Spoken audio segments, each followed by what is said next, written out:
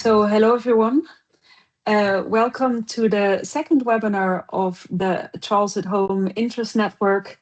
I see there's people still coming in as we talk, but we'll get started slowly already. So today we have a very interesting topic we want to discuss with you. We're going to talk about patients' views on decentralization of clinical trials. And for that, we have two great speakers today. So first, João Nabais will share his experiences as a patient expert panel member of Trials at Home. He will share his views on decentralized clinical trial approaches. And then after that, Julia Copans will share about her research on this topic, for which she will defend her PhD thesis next Tuesday. And she will be talking about drivers for willingness to participate, patient preferences for decentralized clinical trial approaches, and satisfaction learnings that we gathered from the Trials at Home RADIAL proof of concept trial. Before we dive into the content, I quickly want to share some practicalities with you. So at the end, as you can see here in the agenda, we have 15 minutes time for Q&A, but you can already start putting your questions in during the webinar. So the way that works is that you go to the Q&A in the meeting controls. There you can choose either, do you want to start a discussion with other participants, or do you want to ask a question? And then you can also upvote questions that were raised by others that you would like to see answered.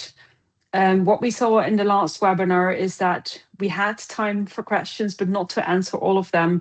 So we'll do the same as last time. If there are any unanswered questions left at the end of the webinar, we will answer them and we will share all of those answered questions with the registered participants after the webinar.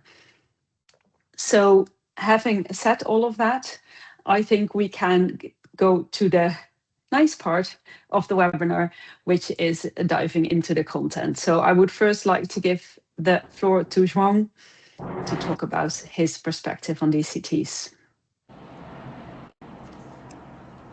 Go ahead, Julia.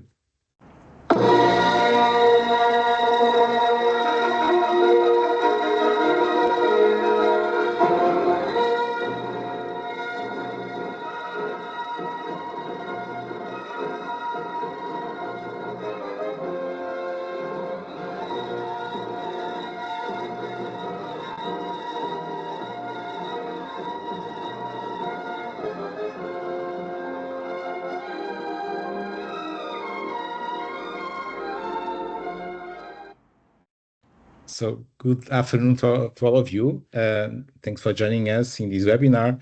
So first of all, a few words about myself. The video that you have seen, it's a little bit of my history of living with diabetes for 45 years now. So I'm Portuguese. I live with diabetes, as I said, for 45 years now. And I live in the, I have to say, most beautiful city in Portugal, which is called Évora. And I'm really involved in diabetes field, not only in Trials at Home project, but also in the International Diabetes Federation, European region, where I was the president 10 years ago. And I was involved in the project as a member of the patient expert panel. You can see here a photograph of the rest of the members. I'm only one member of this group, excellent group of people. You can see what was the input of the PEP members of the PEP group into the Trials at Home project. I have to say that we were deeply involved in all stages of the project since the beginning until the end of it. But what I'm going to share with you today is a bit of my personal perspective, not the group perspective. Okay, Julia, can you pass the next slide? So I give you my perspective on what is, in my view, the good thing, the bad thing, and the things that not really good or bad. And I have used the poster of this movie. Most probably some of you have seen it. I pick up this one because this year it celebrates the 60th anniversary of the first screening of the movie. So moving to the, let's say, to the good parts of the DCTs trials. Julia, the next one, please. So what we know today, we know that we are living really busy lives, all of us, a lot of commitments, responsibilities. But then what we know also is that we live in the in the situation where we want to have very fast access to new medicines, very fast access to healthcare systems. But then this creates additional pressure on the system and also on the conducting clinical trials.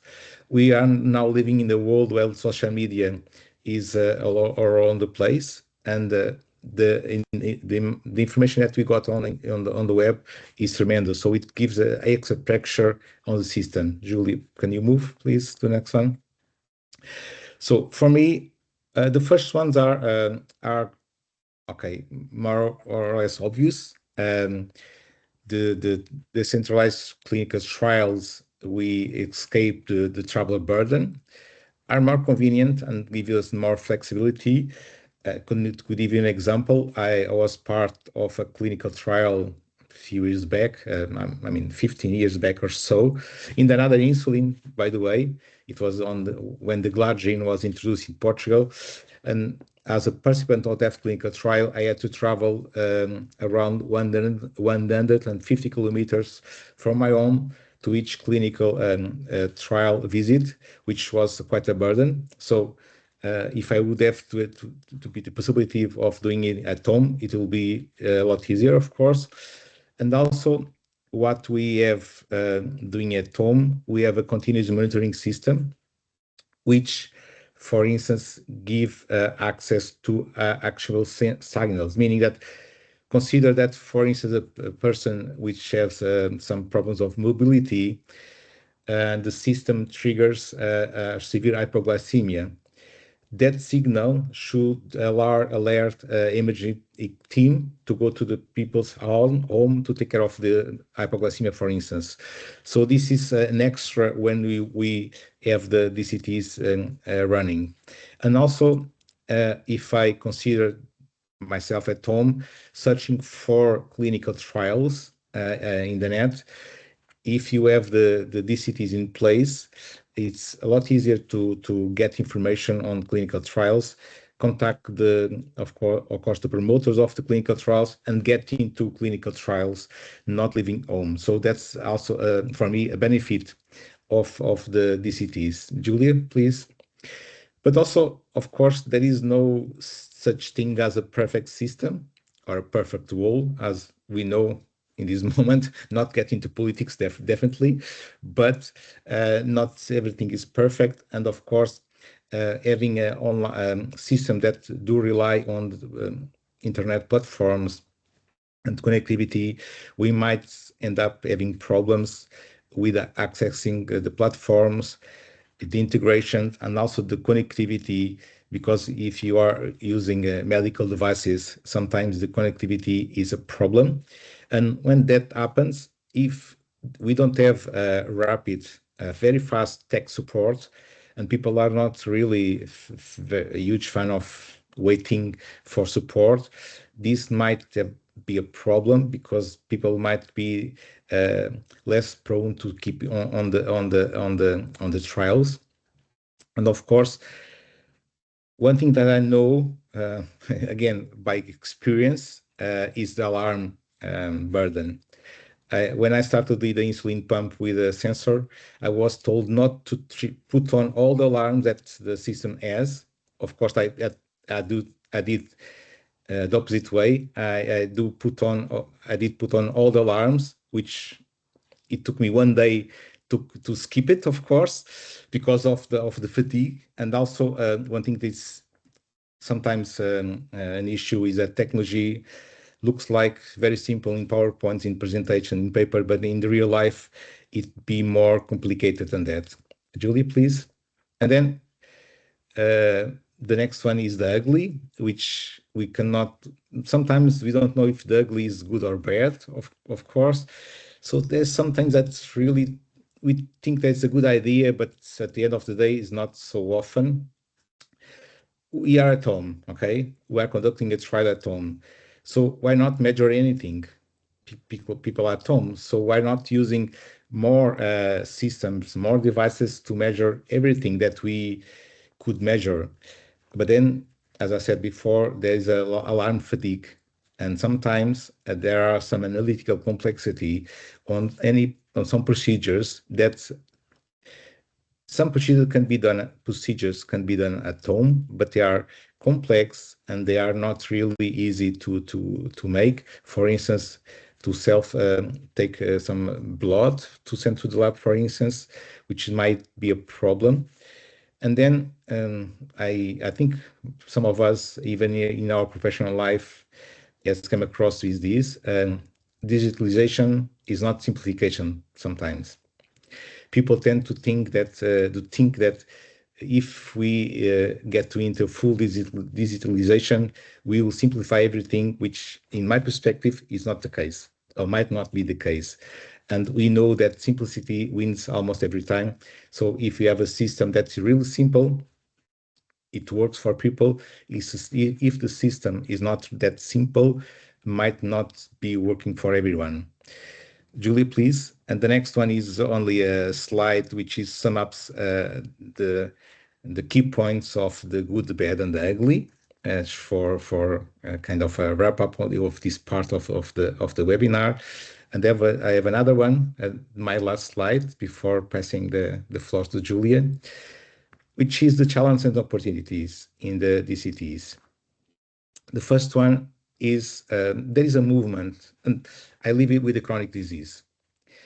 Leading with the chronic disease, we know that empathy with the healthcare providers is key, is essential for our treatment. And there is a movement, I see a movement now, a trend, not to have, not to skip the face-to-face interaction, because people think it makes a difference. So there's a challenge for DCTs. And how can we balance this situation, this trend, and not having a real face-to-face interaction? I know that when it comes to a clinical trial, we might have a clinical trial without a face-to-face interaction, which is fine, which is not the case when we take about treatment, diabetes treatment, for instance. And there is opportunity, which is AI. AI is all over the place in this moment. This is a slide with 4 things that AI is already into clinical trials, but I think it can give you more than these ones. It can give you an avatar that you can interact with you in these days. It can give you extra surplus to the DCTs, and I truly think that AI can power the DCTs into a next level. Thank you, Julia. Up to you now. Thank you so much, Joao. Good afternoon, everyone, from my side as well. I'm very happy to be here today and to present you the research I conducted the last 4 years. And let's start with some background. So conventional clinical trial conduct can be really challenging. So often recruitment targets are not met, or certain groups are underrepresented, or participation places a high demand on participants. For example, they have to travel to the site for many visits. And decentralization of clinical trials promises to overcome some of these challenges. For example, they could reduce the burden on trial participants. As Joao already explained, travel could be eliminated, or time could be saved because patients do not need to wait on site. Then DCTs also widen the access to trial participation. It is not tied to location anymore. This allows people living in rural areas or people who have challenges to travel to the site to actually take part.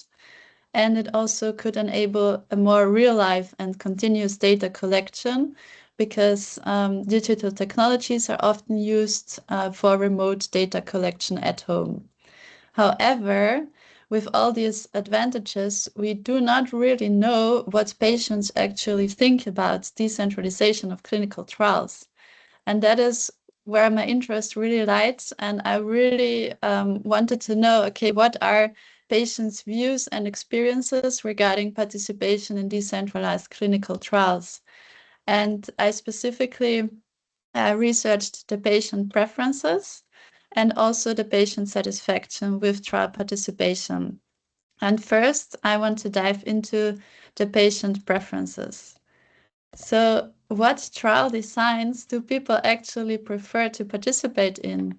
Is it now that everyone just wants to take part from home, or do people still actually prefer to travel to the site because maybe of the healthcare professionals, or do they prefer like a combination of both?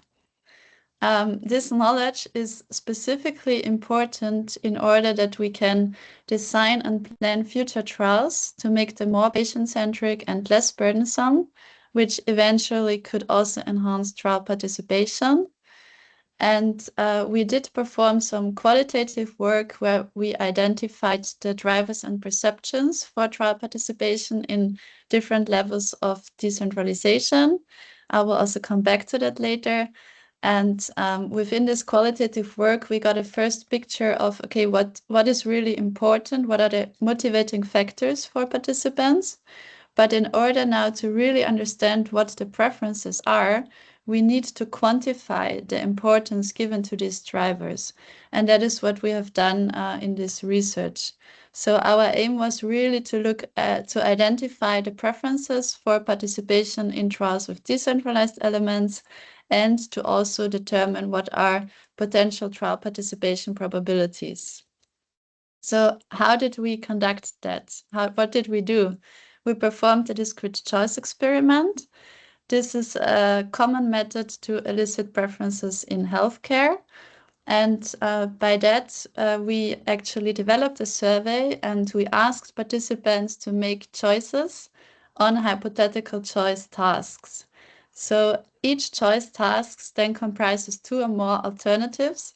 This may sound a bit technical, but in principle, we had 2 different trials, which we showed to participants, and then we asked them in which one would you like to participate.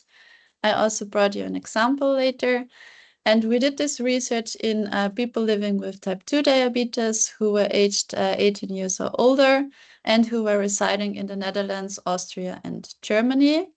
And we recruited them in different settings. So we went to pharmacies, to hospitals, outpatient departments, also general practices, diabetes associations. There was a variety of different settings.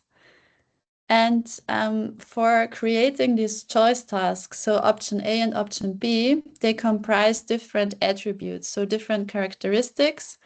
And in order to get to those, we performed focus groups. That's the qualitative work I explained earlier. We also have an article published, you see the QR code here, where we looked at, okay, what motivates people to participate in trials with different decentralized elements. And there we found 21 drivers. And at the end of the focus group, we let participants rank them from most important to least important. And then as a research group, we prioritized those to the 6 most important attributes for use in the DCE.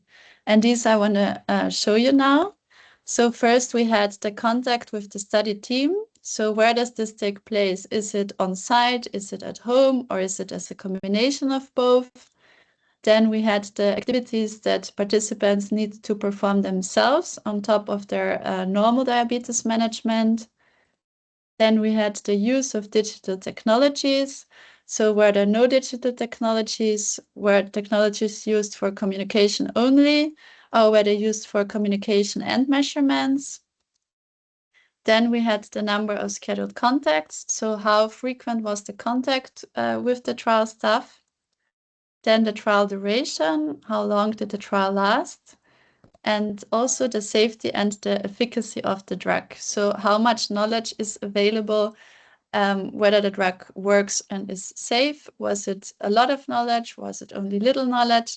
So these were the attributes that we used for our choice tasks. And this is an example of how it looked like. So here you can see option A and option B. These are the 2 trial options, and they comprise of the different attributes. You see them on the left side, and each attribute had a varying degree. These are the levels. and they define the different trial options. And we asked participants to choose between them. And we also had option C, which is the opt-outs. So in case participants did not agree with neither of the two presented choice options, they also had the possibility to opt out. And in order to answer our research question, we had two different analyses because we were interested into two different aims. The first one was that we were curious about, okay, what are the average preferences for participation in trials with decentralized elements, and what are the trial participation probabilities? To answer this, we conducted a mixed multinomial logit model analysis. In the 3 countries mentioned, we had a total of 787 participants taking part, and this research is also published in BMJ Open. And our second aim was to look into, okay, what are now the differences in preferences among participants in the population, because certain population characteristics are also expected to have an influence on the preferences. So we looked into that, and also the trial participation probabilities for different preferences by applying a latent class analysis model. And there we used the data from the Netherlands. We analyzed it, and this manuscript is now submitted for publication. And first, I want to dive into the first aim. So what are the average preferences for participation in trials with decentralized elements? Here you see the results. This is the relative attribute importance. Very clearly, you can see that for all 3 countries, how much was known about the safety and the efficacy of the drug was the most important element in the decision when to participate in a trial. This was followed by contact with the study team, number of scheduled contacts, and trial duration. So they were also important relative to the other attributes. And the least important attributes in all 3 countries were the activities that participants need to perform themselves, and also the use of digital technologies. Now, coming to the average preferences, we found in our results that patients in all classes had a higher acceptance to participate in decentralized clinical trials compared to a traditional conventional site-based trial. And we found that a decentralized clinical trial, which had video calls from home, had the highest trial participation probability in all countries. Now, if we look at this in a bit more detail, so we came up with hypothetical clinical trial scenarios. We generated a conventional trial, a hybrid trial, and a fully decentralized clinical trial. And in all 3 countries, we looked at, okay, what are now the trial participation probabilities? And there we found that for every country, they were lowest for the conventional trial, but highest for the fully decentralized one. Here, interestingly, you can also see that in both the Netherlands and Germany, the trial participation probability was highly impacted also by the trial design, whereas in Austria, people had a generally very strong preference to participation in any trial. So to conclude, people living with type 2 diabetes preferred taking part in clinical trials with decentralized approaches. The location, type, and frequency of contact, all related to decentralization, really mattered a lot in the trial participation decision. And the highest trial participation probability was found for a decentralized trial with video calls compared to other trial scenarios. Now, this was the first aim that we looked at. If we go now to the second, where we looked into the differences in preferences among individuals with type 2 diabetes, performing a latent class analysis. If we go into detail here, we did perform a class membership model. So we had different characteristics of the population, which we added to the class membership model. And then we tested this for significance. And in the end, we had age and gender in the model. And we identified 4 classes. So in class number 1, we were not able to describe it because we had no significant coefficients for this class. However, participants who were in class 2 were more likely to be elderly males. Participants who belonged to class 3 were more likely to be elderly, and participants who were in class 4 were more likely to be younger females. And now coming to the preferences, how did these now differ between the 4 classes? First, again, the relative attribute importance. Here we see in class 1, which was not possible to describe, that again, the safety and efficacy of the drug was the most important one, whereas in class 2, and which were the elderly males, and class 4, the younger females, the contact with the study team was the most important attribute. And in class 3, these were the elderly, it was the trial duration. The least important attributes were in class 1, 3, and 4, were the activities that you need to perform yourself and the use of digital technologies, whereas in class 2, the least important ones were the use of technologies and the trial duration. So which differences in preference did we found? So overall, we saw in our data that preference for taking part in clinical trials with decentralized approaches was given in all classes. However, we found differences in preferences and also trial participation probabilities. If we now look into the hypothetical trial scenarios, again, we had a conventional trial, a hybrid trial, and a fully decentralized trial. And as an example, I brought 2 classes. So class 3, the elderly, and class 4, the younger females. And here we can see again that the conventional clinical trial had the lowest trial participation probabilities in both countries, in both classes. And the fully decentralized clinical trial had the highest participation probabilities in both classes. However, here you can also see that the class 3, the elderly, they were more likely to be averse to trial participation. However, the highest participation probability was found for a fully decentralized clinical trial, and younger females had the highest acceptance also for a fully decentralized clinical trial. So to conclude, overall, decentralization was preferred, but we did identify heterogeneity in preferences. Younger women were more likely to favor participation in any decentralized clinical trial. Reducing travel burden and saving time through at-home participation may be better, may integrate trial participation better into their daily life responsibilities, such as caregiving tasks. And for the elderly, we found that they were more likely to be averse to trial participation, but showed highest acceptance for a DCT with video calls, which could lead to, motivating some elderly to participate, but it will not drastically increase.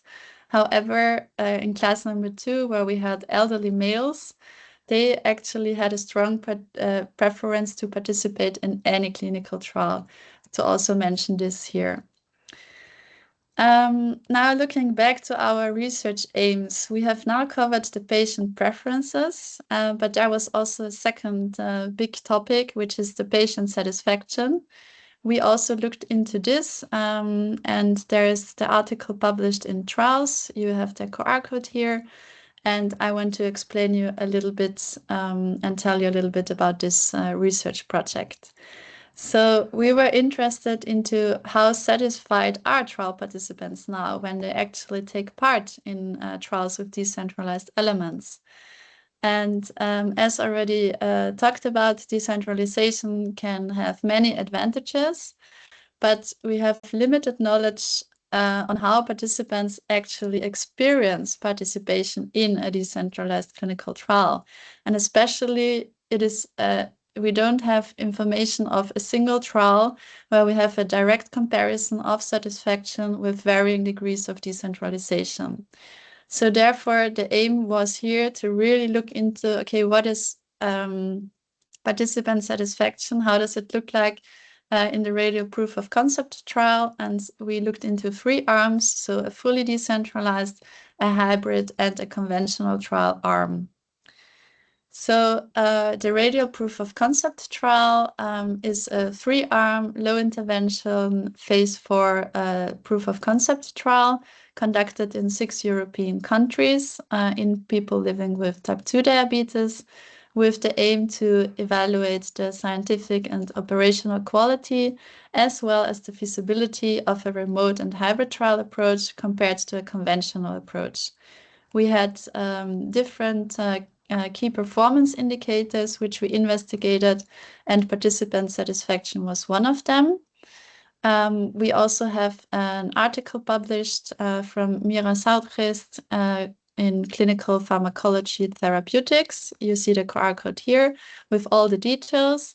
But to explain it very briefly, so in RADIAL we had 2 different parts, part A and part B. In part A, participants were recruited via conventional methods, and then they were randomized to either the conventional or the hybrid arm, whereas in the conventional arm, all participants had all trial activities on site, and in the hybrid arm, there was a combination of on-site and at-home activities. And contrarily, in part B, all participants were recruited in a decentralized manner, and then also all trial activities were performed at home. And the methodological intervention of this trial was really the difference in the trial arms, so the difference of decentralization in the trial arms, and all received the same clinical intervention, which was insulin glargine. And you can also see in the figure that the data collection time points were the same in all 3 arms. However, they did differ within the arms. And I brought another overview to visualize that a bit. So the RADIAL study app, which was used, for example, for answering the questionnaires, but also reporting events such as hypoglycemia, and the Bluetooth-paired glucometer were used in all 3 arms, whereas the RADIAL study app had different configurations in the hybrid and remote arm, also allowing for more decentralized elements. Then the smart injector pen cap was used in the remote and in the hybrid arm, whereas in the conventional arm, people manually entered the data into the study app. The same was also holds true for the app to monitor insulin administration. The IMP shipment of insulin glargine happened via cold chain transport in the remote arm, in the hybrid arm as well, but also on site. And in the conventional arm, participants received the IMP at site. And further, in the remote arm, there were also other decentralized elements investigated, which were the self-collection of the HbA1c. Then they had telemedicine, online visits, and they also measured their blood pressure at home themselves. And we had a satisfaction questionnaire. We used the participant feedback questionnaire from Transcelerate. We did adapt it by also adding some specific questions on the decentralized elements. We got support from the patient expert panel members by doing so. And almost all questions had a 5-point Likert scale, ranging from strongly agree to strongly disagree. And some questions also had open text fields so that participants could also express their opinions. And satisfaction was measured at 3 time points, so at the start of the trial, during the trial, and at the end of the trial. And data analysis was performed in R, and we only included questionnaires which were submitted by participants in the final analysis. Now, coming to the results, we had a total of 46 participants who submitted at least one satisfaction questionnaire in the conventional arm, 51 in the hybrid arm, and 7 in the remote arm. Overall, retention rates were high, so we had only a few participants who did not complete the trial. And here on this slide, you can see the overall participant satisfaction across the 3 trial arms. And for each arm, you can see how it changed from start to the end of the trial on the 5-point Likert scale from strongly agree to strongly disagree. And what we can clearly see here is that in general, we had a high satisfaction ranging from 72 to 100% overall. However, we can also see that while the satisfaction remained constant in the conventional arm, it decreased over time in the hybrid arm. And the reasons for that were mainly problems with technologies. That's what participants commented in the open text field. It had to do with device and app malfunctions. If we look at that in a bit more detail, how was the satisfaction for the RADIAL study app? We can see that in the conventional arm, it decreased from 75% to 62%.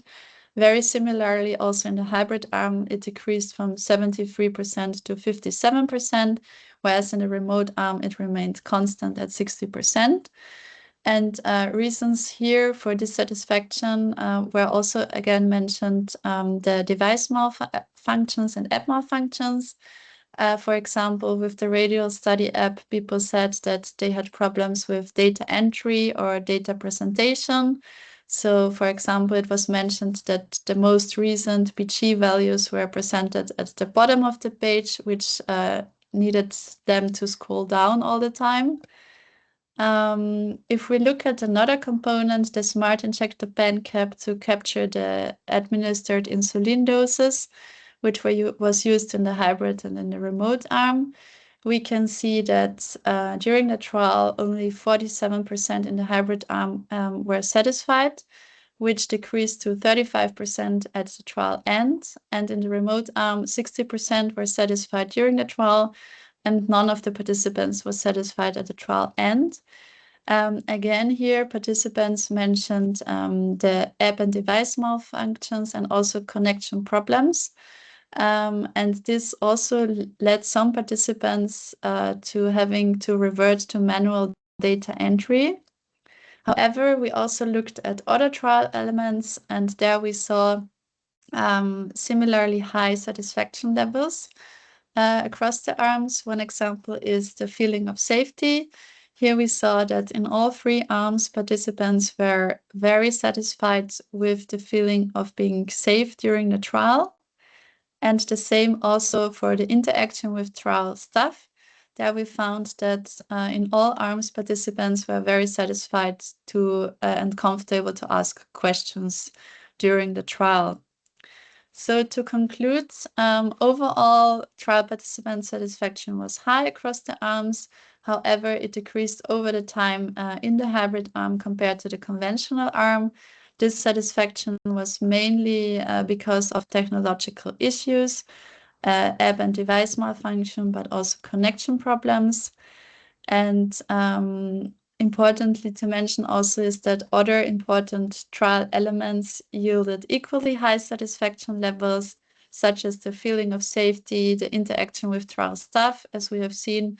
So there were similar high satisfaction levels in the hybrid and in the conventional arm. And decentralization did not really decrease or increase satisfaction. And decentralization therefore seems to be acceptable to trial participants, and trial elements can be responsibly moved from the trial site to the participant's home.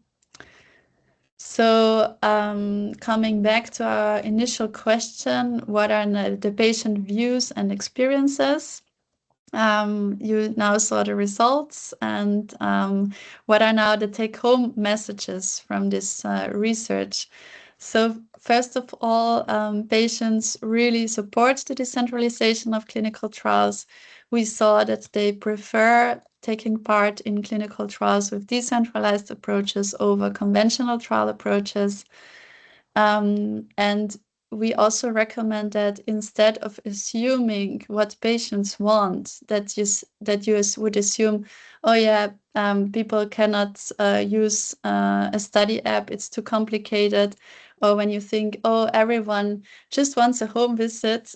So we would really recommend to avoid that, and instead to really talk to patients and to really ask them, what do you think about that?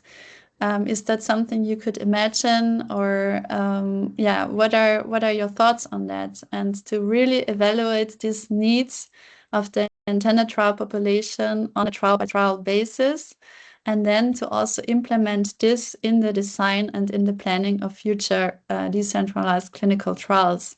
So, for example, if the digital skills are lower in your trial population, you can then think about, okay, what could I do to overcome this potential barrier for participation?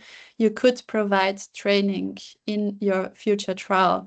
And depending on how the digital skills are in the intended trial population, you can then also think about not only providing trial-related training, but also, if it is needed, also basic digital skills training to really also tackle the needs of the trial population. And if we really integrate what matters to patients and what their needs are, this can actually reduce the barriers to participation and potentially also positively impact diversity. As we also have seen in our trial participant satisfaction research, that technology may not always work as planned, even though participants are included and in the design and in the planning. It could always happen that technology may not work. So therefore, we also strongly recommend to include fit-for-purpose technology, but also to have an adequate plan on the side, what to do in case technology is not working. And it is also important to implement further trial participant satisfaction measures in future trials to continuously learn about, okay, how do patients experience their trial participation? What do they like? What do they not like? And then to really use this information to tailor future trials to what is important to participants. So engagement and involvement of patients and the public is really key for future trials. They should be involved as equal partners throughout the clinical trial process, from design to dissemination, to really make sure that their voices are integrated and that we can create trials which are more patient-centric. I also warmly recommend to have a look at the Trials at Home homepage, where we have the overall Trials at Home recommendations listed. You can consider them for the planning of your future trials. All right, then I will hand back the word to Mira. Yes, thank you so much. Thank you so much, Joan, for sharing your experiences with being part of trials with diabetes, what the choices you can make there. And Julia, with sharing all of the research you did on this topic. As a researcher, I always had opinions, and I still have them, of course, on why I think certain decentralization elements may be a good idea in some trials and not in others. But some of these findings of us actually surprised us. So I think that so clearly shows, as Julia said, that we should not assume to know what people can and cannot do and what they want. With that, I want to move to the Q&A. And I would like to start with a question that was raised by Jennifer Schulander, who says, what you can see in your research that the activities you need to perform yourself at home are not as important as other factors when deciding whether or not you want to participate in a trial. That's correct, indeed. That's what Julia showed. And she says, that's surprising to me. Do you think this is in part because patients with type 2 diabetes are used to self-administer treatment? And I would like, if you can, the both of you to reflect on that from your own viewpoint. Julie, go ahead. Yeah. Thank you so much for this interesting question. I personally believe that we conducted the research in patients with type 2 diabetes, and they are used to self-management and also technology at home. So I think that this also may have influenced how they view additional activities. But I have to say that we also had like in this attribute, we had different levels, and one level was also including more complex activities, such as, for example, providing a mouth swab of the cheek or a urine sample. And also with that, it was not that this didn't seem to be an obstacle for participants to take part in decentralized clinical trials, also showing that, okay, maybe patients are willing to do that, although one might think this could be a potential barrier, but we really found that it's not. Yeah. Yeah, I agree with you, Julia, that people with type 2 are more used to this type of self-treatment. But then it also, I go a bit further, that all of us at home, we have all kind of devices in the kitchen, all on the place. So in a way, these times people are get used to devices at home. So I do see that there's not an issue for people in these days. It might be when people know the complexity of what they have to do at home, but not at the beginning, not as a issue at the beginning. Thank you both so much.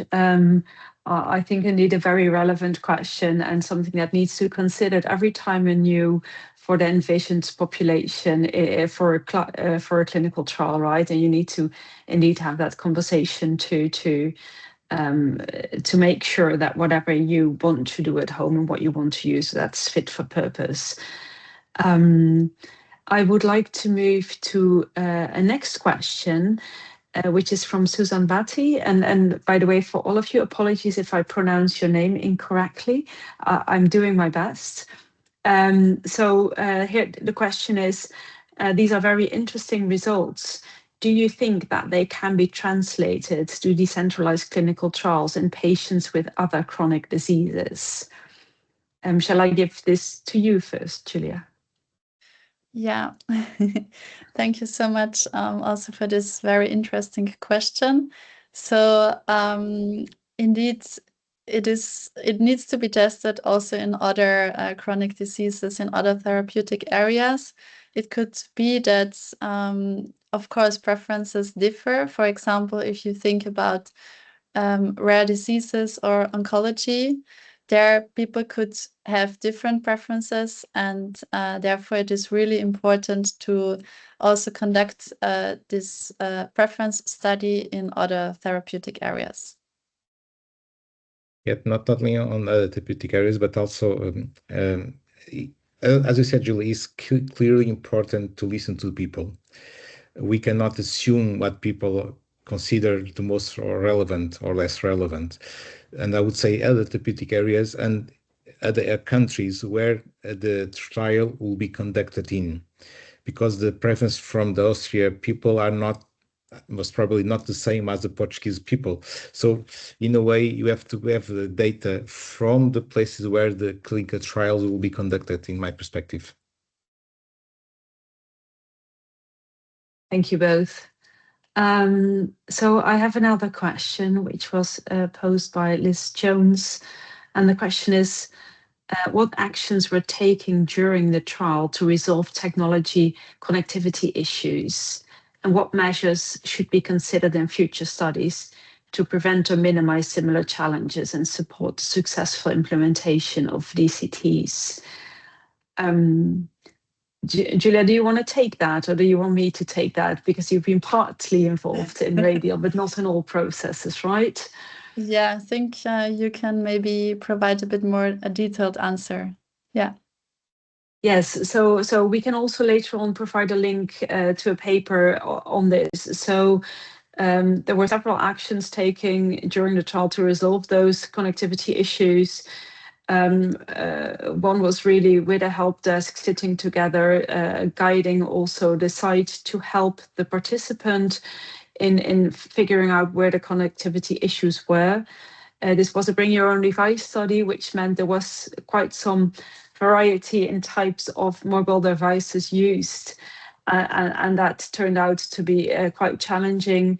So I think for future studies, I think what we did as well, we had a backup system. If connectivity failed, people could put the data in the app. So I think my 2 recommendations for future studies would be, one, if you want to use a bring your own device approach, which I think has quite some benefits for participants, make sure that you tested the technologies with the different types of devices that you expect in your trial. And I think the second is that these backup options, if connectivity really fails, should be easily available. I don't know, Kim, whether you would like to add to that, for example, or someone else from the Trials at Home team. Yeah, I mean, I think really important, which, covered is making sure you're doing a really thorough test, right, beforehand as well, to really pressure test and try to figure out what's going to work and what isn't, which isn't always the easiest thing to do, or the fastest thing to do. But I think any kind of, simulated test, or actually working with sites who are willing to help out ahead of the devices or technology being deployed can really help to identify, things that could go wrong so that you can mitigate it ahead of time. Thanks so much for that addition. So let me see. We have another question here from Renan Zorer about the cold chain challenges on the hybrid and the remote arm. So the question is, how are the cold chain challenges addressed? Which materials and processes were used to ensure the temperature stability of the medication? Those questions, we have put that in an article, and I've shared the link on that already. But I think the second part is relevant, Julien Jouan, for you maybe to reflect upon, because it's how is it perceived by patients when drug safety is one of the higher concerns? And that is something you did look into. Well, in fact, Julie, if I step in first this time, when it comes to insulin, I mean, being a person with diabetes as myself, and listen to many conferences, even on stability of the medicine and the temperature where the medicine is in. People should not be so afraid of that. Of course, the chain, the cold chain until get to your door is secured by the provider of the medicine, of course. And then as soon as you enter your home, you have to take care of that medicine. So it's part of your job as well to take good care of your medicine at home. So I wouldn't be too skeptical about this item. Thank you, Julia. And I also would like to add that in the preference research, we also saw that how much was known about the safety and efficacy of the drug was the most important attribute in the decision whether to participate. And this safety and efficacy of the drug is really also a general trial feature. So it's not specific now to decentralization. And I think this is also important to keep in mind when setting up a new study. And also decentralized clinical trials are actually more suitable for later phase clinical trials where there is already a lot of knowledge available on the safety and efficacy of the drug.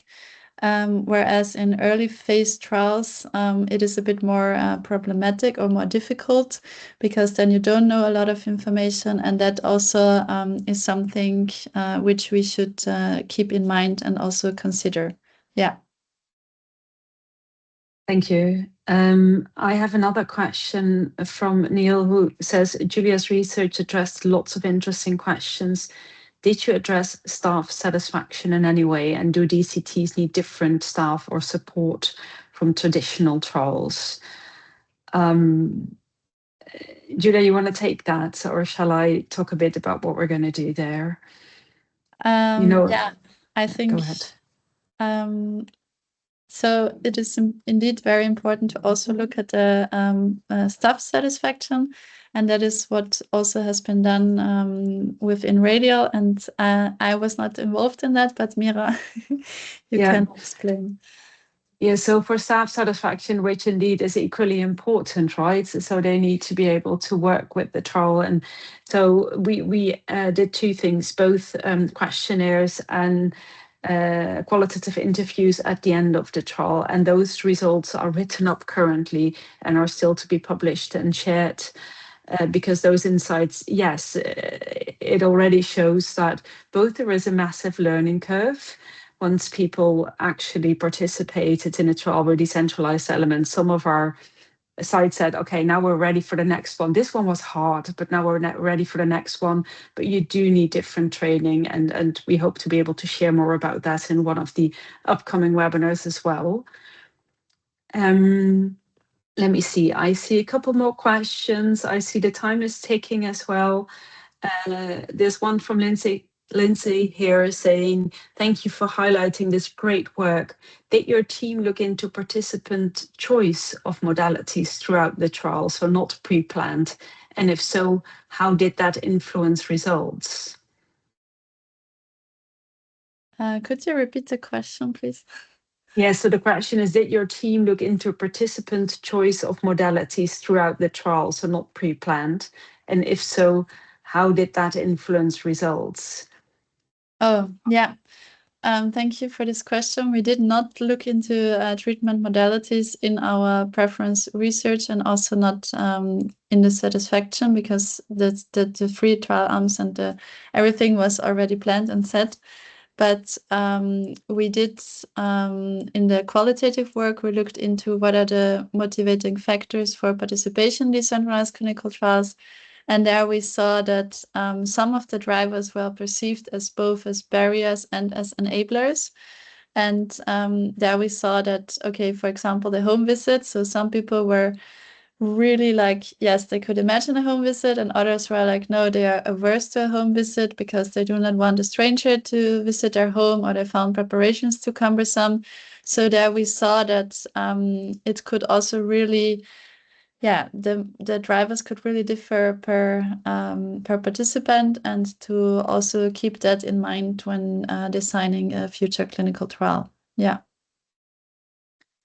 Yes, and with that, I want to move to the last question we can answer at this point, is from Martina de Lunger-Kramer. She asks, I assume the data apply to adults only. Any plan to investigate for the pediatric population? And I think that very nicely leads us to the last slide in this webinar on what's next. So Julia, if you could go there. There's one slide behind this one still. So we did not, indeed. These results only apply to adults. So we did not look into the pediatric population. As part of Trials at Home, currently that's not something we plan to do. However, we would really like to see similar research being done indeed in other therapeutic areas. So we are very happy to share any background materials we have on how we did this, on how we set up the DCE, etc. If others want to repeat this in either other populations or other therapeutic areas. So if there's any interest in that, just contact us at the email address that's here, and we can see how we could collaborate or what we can share to make that work easier. Other 2 points for the last minute we have on the webinar are tomorrow we have another meeting of our Trials at Home Interest Network.